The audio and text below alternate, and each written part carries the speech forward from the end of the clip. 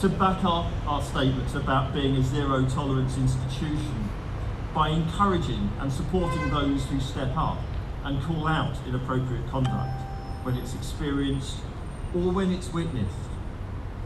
We have added consent training into the induction for new students, and the Students' Union have started to train their volunteers in recognising and responding to incidents.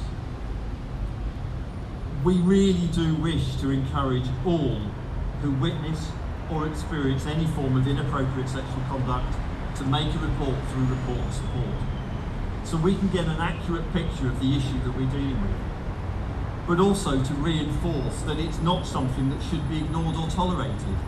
You should not have to put up with it. It should be called out. It has to stop. We are investing in our Respect, Culture and Behaviours team that Aaron leads, with specialist training to support victims and survivors. We are committed to rolling out specialist training to those staff who may be involved in investigating or supporting incidents, managing them through our formal processes, to ensure that we do not repeat the errors that we are responsible for in the past, but that we follow better practice and we do the best by you, our students and our staff. So in ending, I want to call upon all here today, but especially upon all the men here today and within our university community, to commit to becoming the solution and stop being the problem. It is our behaviour that needs to change. That starts with us each addressing the microaggressions for which we are responsible, and by ending the culture of acceptance and tolerance of such. If we see it, we have a duty to stop it. Together, we can be the difference. Thank you.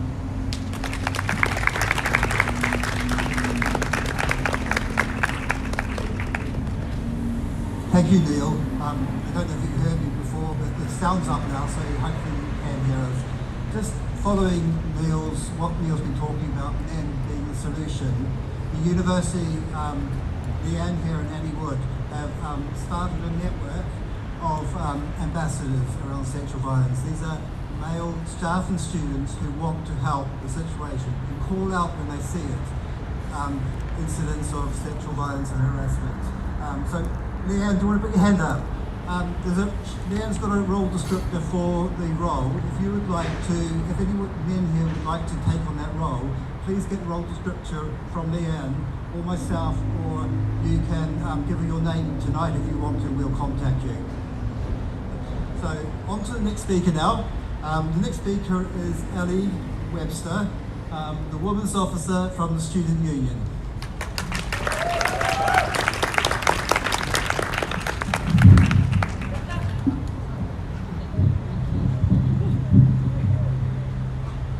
Hello, can you hear me?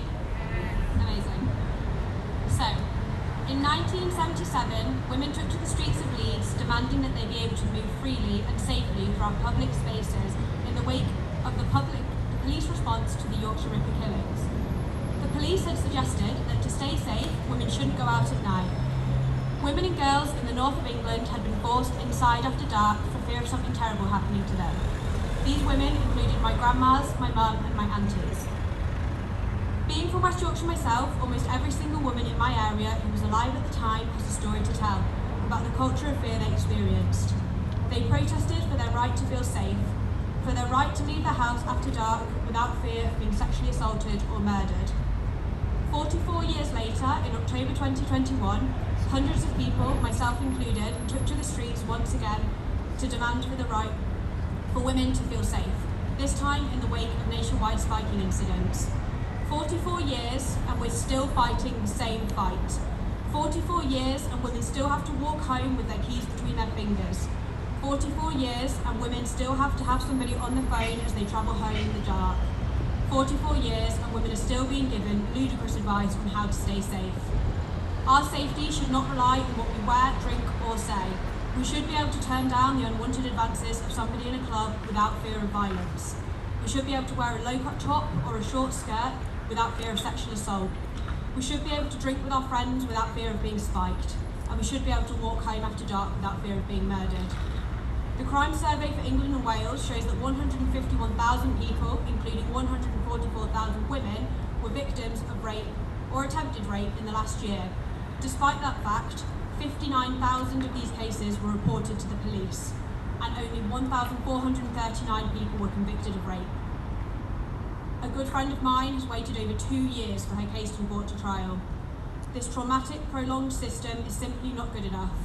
Is it any wonder so many victims are hesitant to come forward when there is so little data to suggest their case will be dealt with in a timely, fair and non-judgmental manner? We stand here in solidarity with victims of sexual violence, those who never felt they could report it, those still waiting for justice to be served, those who through no fault of their own have to carry it with them every day, and those who are still experiencing it. I hope that by the time I have a grandchild, they are not still fighting for the same fundamental safeties that their great-great-grandmother was in the 1970s. Thank you.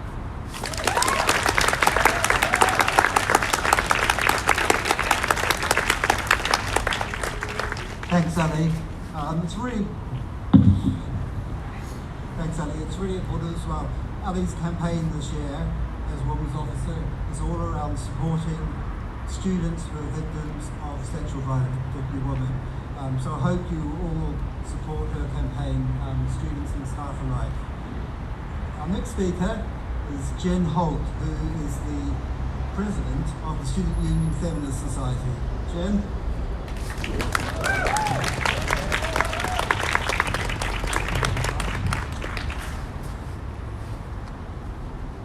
Research from UN Women recently found that 97% of women in the UK have experienced sexual harassment. While this is a really alarming statistic, I didn't see one woman around me that was shocked. More recently, there has been an increase in spiking in clubs and bars. Not only are the perpetrators spiking drinks, but they are injecting victims. Women deserve to feel safe, and how can we when there's risk of being drugged and assaulted? We're sick of having to pretend that male friends are boyfriends. We're fed up of only going out in large groups and feeling safer when men we know are present. In clubs we get followed around, touched inappropriately, and spoken to with really little respect. What are supposed to be enjoyable nights are often ruined by the way we're treated. We want everyone to have the same freedoms. We're asking for the bare minimum. We've all heard the phrase, "it's not men," and I agree, I think it's absolutely true. But it's enough men to make women feel so scared that they don't want to go out. If not enough men are willing to take a stand against others and support women feeling safe on nights out, then we won't have any progress. Sexual violence is a gendered issue, and we need male allies to stand up and help us out. We need men to share their support online. We need men to start conversation with peers about sexual violence. We need men to call out peers when being misogynistic, sexist, and just inappropriate. There have recently been statements released by other universities quoting, "Don't get spanked." That is victim blaming.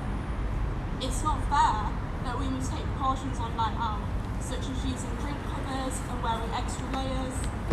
We should have the freedom to enjoy a carefree night out. All guilt lies with perpetrators, and sexual violence is never the victim's fault. Yes, you is currently working on making the student bar atmosphere safer. They provide anti-spiking stoppers for drinks and have an agreement with local taxis to support students getting home safely without fares. I can only hope that other bars and clubs in Manchester will take the same action to help us feel safe on nights out. Feeling safe on a night out is really not a lot to ask. We all deserve the freedom to enjoy ourselves without the risk of sexual violence. Thanks.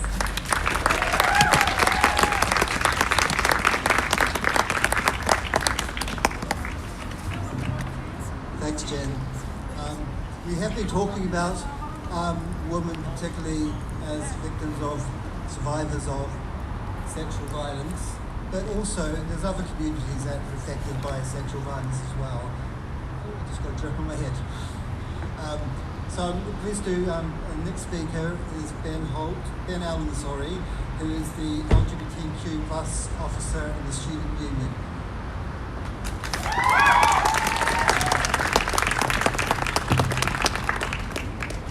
Hello. A survey of 505 men conducted by Survivors UK found the rate of sexual assault among gay and bisexual men is 45%, 10 times that of the general male population. 85% of gay and bi victims say that they wouldn't report sexual violence to the police. Men and sexual violence, they are often so often the perpetrators towards women that male-on-male sexual violence tends to be forgotten about. With relationship and sex education only becoming LGBT exclusive in schools as of late, many LGBT people have been left to navigate consent and relationships alone for far too long. Growing up queer is a different experience. When there's nobody like you around and everyone else is going out, getting with people and doing what teenagers do, you quickly realise that your experience with sex and relationships is going to be different from theirs. With that realisation often comes pressure. Pressure to figure out how you're going to have your first kiss, have sex for the first time, or even have the feeling knowing that someone's attracted to you.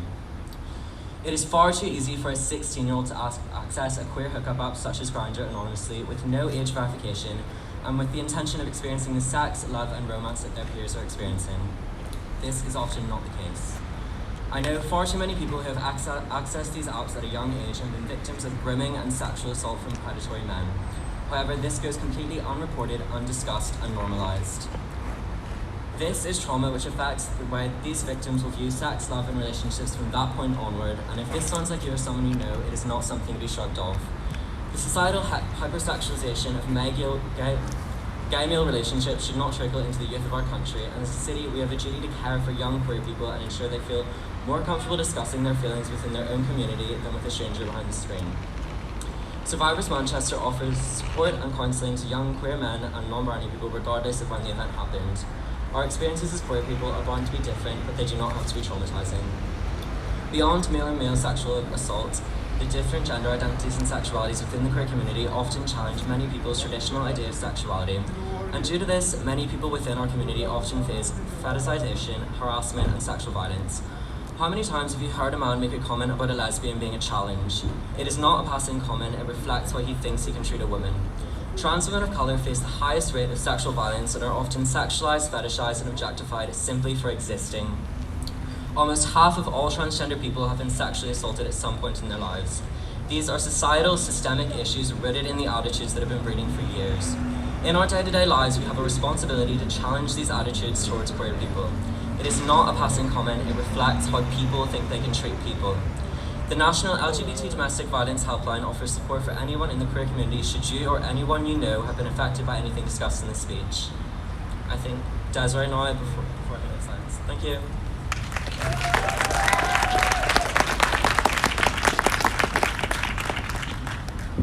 Thanks, Ben. As a proud member of the LGBT community myself, I recognise the fact throughout my whole life that that the community is not exempt from misogyny, from sexual violence, and it needs to be addressed within the community as well. It's 40 years since I came out, so, and it still isn't addressed in that time. I think the time now, close enough, it's 17:59, it will be after I stop speaking 6 o'clock, so we will have minutes silence, so just, use it how you want to, and just remember.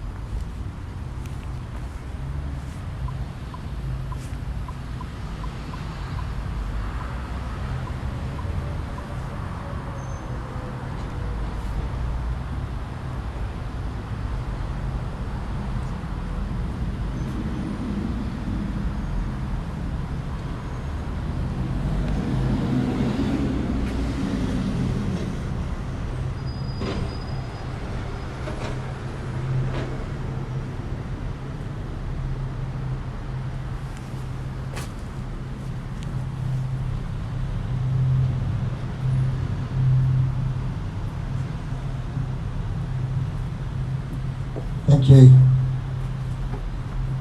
Our next speaker is the Arts, Media and Creative Technologies Officer, in the Student Union, Desiree Ogden.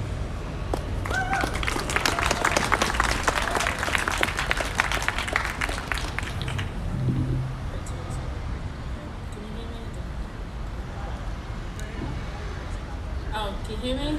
Yeah. So hello everyone, my name is Desiree Ogden and I am the Sabbatical Officer for Arts, Media and Creative Technology in the Students' Union. It's been incredible to be a part of the movement for change in the Students' Union and to see so many students and staff here tonight to bear the witness to the impact of sexual violence. I'm very proud of the work of our volunteers in the SU. Students are our power in the student movement. It is thousands of us across the country who make change and bring anger to the streets, just as we saw with Girls' Night In protests in the recent weeks.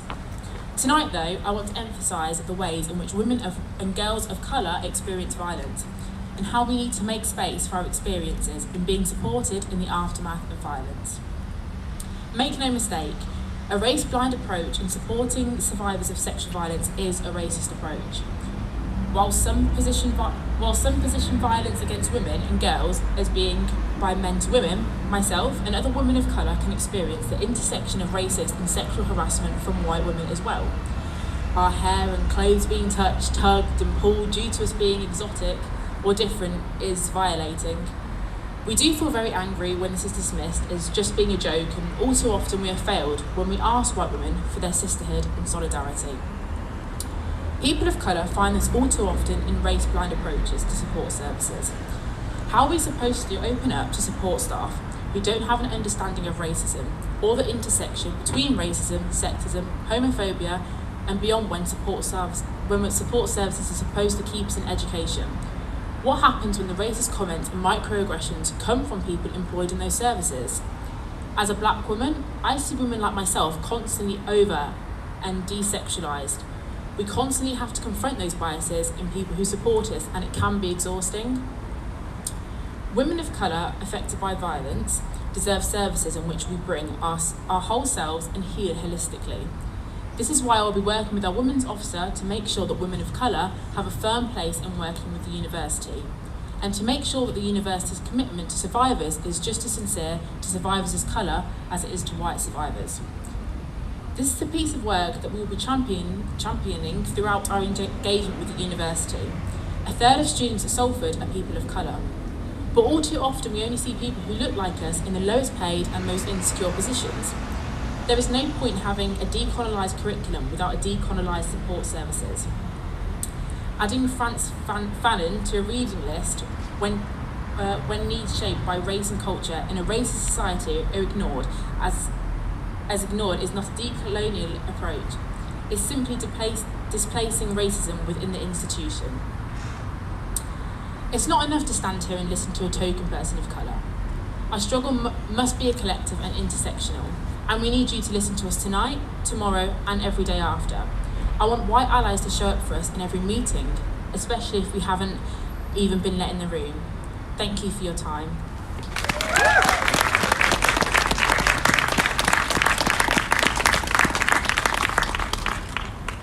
Thanks, Desiree. And I know, I was just talking to Desiree before, that actually reporting around sexual violence is underreported, particularly for black women. So it's something we have to address as a university, and I will be working with Desiree on that. Our next speaker is Pascal, who's the chair of Women's Voice, which is the university staff network. Good evening, everyone. I'm speaking as chair of the Women's Voice Staff Network at the University of Salford. The network is honoured to have been asked to be part of this evening's event, marking Greater Manchester Sexual Violence Awareness Day and paying tribute to all women who have been victims of this violence. We are proud to add our voices to those speaking up against the violence that affects women's lives on a daily basis within our communities, whether it be at home, at work, or in public spaces. It's not right. It's not acceptable.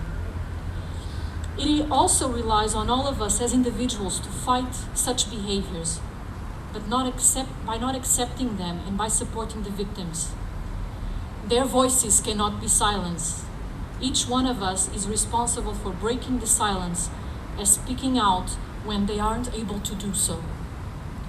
We want to take the opportunity today to reiterate our commitment in providing a safe place for women, both staff and students at the University of Salford. We don't take violence of any kind lightly, nor do we shy away from our responsibilities, and we have taken actions to guarantee this through the Gender and Harassment New Policies and Mechanisms Group as a first initial step to achieve a safe and healthy environment for women. We also acknowledge that any action to challenge violence against women has to involve working change toxic masculinity and male cultures which make sexual violence appear acceptable. For this reason, we are championing the work of the White Ribbon organization within Salford. This charity is seeking to end male violence against women by engaging with men and boys to make a stand against violence. We fully support the case to the university becoming an accredited White Ribbon organization. We would like to wholeheartedly thank the organizers of this event, to acknowledge the huge amount of work that has gone into the organization, and reiterate how important it is to show solidarity with women within the university, with other universities and groups, but also across the whole Greater Manchester area. It is an honor to be involved today. Thank you. What this year has proven is that while the Women's Voice Network exists to support women, we cannot aim at an equitable future without the support and action of every single individual in our institution, independent of gender, ethnicity, orientation or affirmation, whether it's sexual or religious or whatever. The cultural changes require all of us to engage and make a difference, break the silence. If you are not yet a member of the network or an ally, we invite you to join us and stand in solidarity. Thank you very much.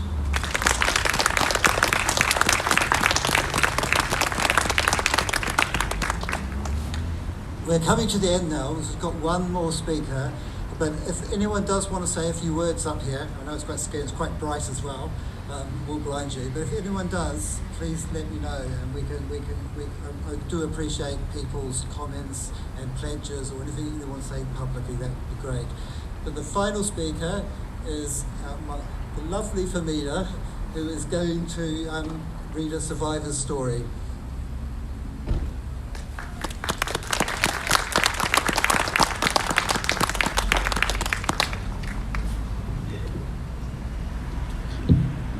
Can you hear me? Brilliant, thank you. I'm going to read Roxy's survivor story. The reason I am writing this and sharing my story is to show you what can happen if you speak out about sexual violence. You deserve justice for what has happened to you. Rape and sexual assault are so underreported, and it should not be. It is a violation of our bodies, and the perpetrators need to be held responsible. It can be scary coming forward and seeking support. You may be examined physically, and you may have to face them again in court and relive that awful experience. But you will get justice. But you may not always get the conviction you deserve. However, if the person does it again, thank you, this will be on their record, and maybe the next person will be successful in their conviction, all made easier by your earlier bravery. Roxy talks about her teenage years. When Roxy was 14 and in high school, I had my first boyfriend. A little context for this. A lot of girls in my year were claiming they had lost their virginity and bragged. I also claimed the same. even though it was a total lie. I was already an outsider, and I thought if I told people I'd had sex, I would feel more accepted. My boyfriend was aware of this little lie too. One day, I went to his house to meet him for a date at the cinema. We went upstairs. He started to pressure me into having sex. I refused and tried to push him off. He wasn't much bigger than me, but he was stronger. He continued to push me onto the bed and tried putting his hands into areas I was not comfortable with. I managed to completely push him off me and ran outside. I'm not sure why I did this, but I still went on the date with him. I waited outside until he was ready, and I went to the cinema. I did break up with him shortly after, and it wasn't until several years later, when I reflected on this, that I realised what had happened to me and what could have happened. And I never reported this to the police, as years had passed by before I realised it was even an assault. Although the things I have experienced were terrible, I don't regret speaking out and seeking help. It is really important that whether you decide to report to the police or not, that you get professional help and support. Bottling up these kinds of emotions can have devastating effects on your physical and mental health, impacting you in later life. These experiences had an impact on my mental health, and I sought out counselling. Speaking openly about these experiences helped me process what happened and helped me regain my confidence. Thank you.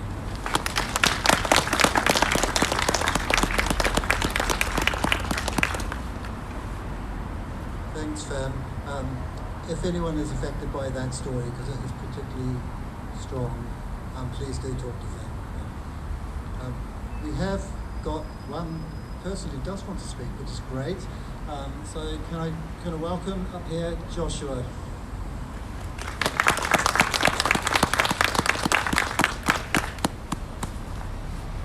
Hi there. Sorry, I know I'm kind of just hijacking this, but after hearing the wonderful people speak tonight, I just felt like I had to say something.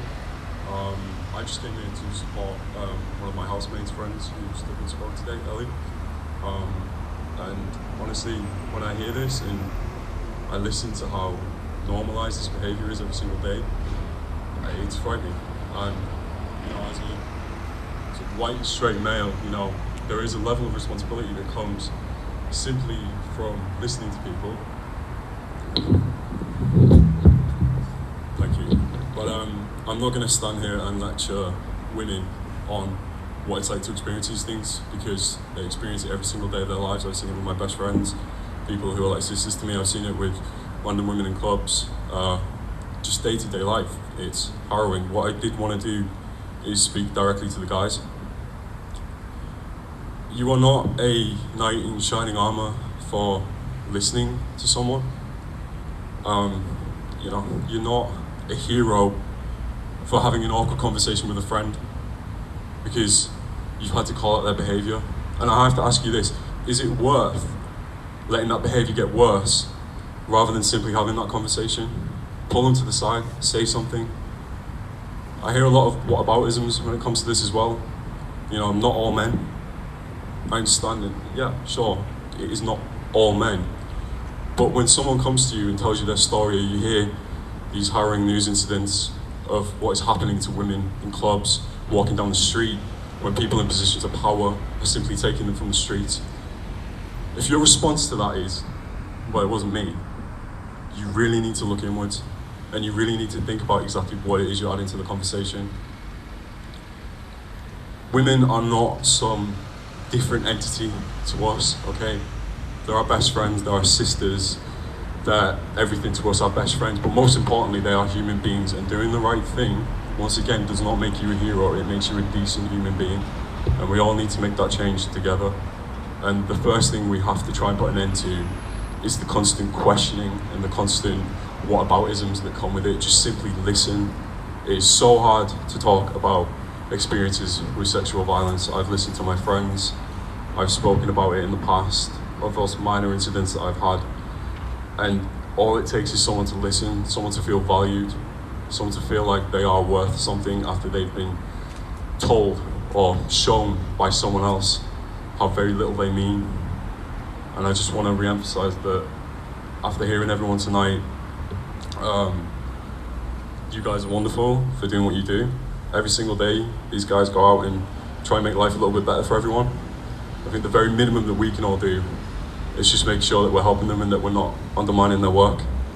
And yeah, I won't keep any more of your time, but I just wanted to say tonight was really impactful, and yeah, hopefully we can move forward and try and put an end to this nightmare. Thank you.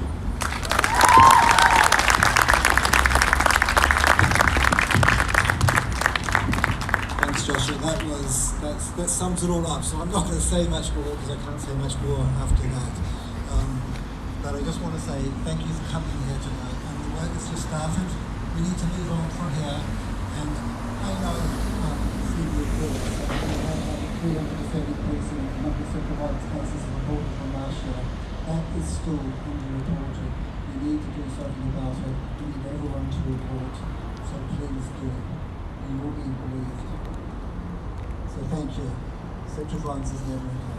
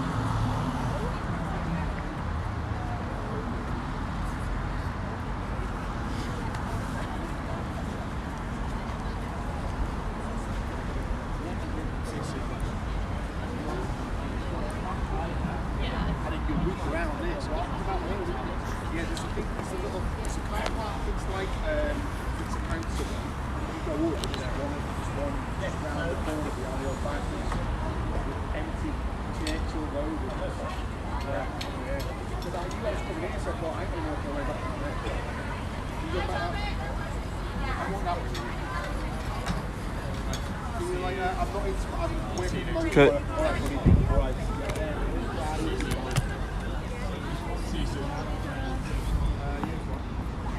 Thank you everyone for watching. I just seen someone said they need more protests like this. The next one I know that's similar to this is the Jimmy Savile one against Jimmy Savile at the BBC. It's a different angle from it, but it's a similar sort of topic.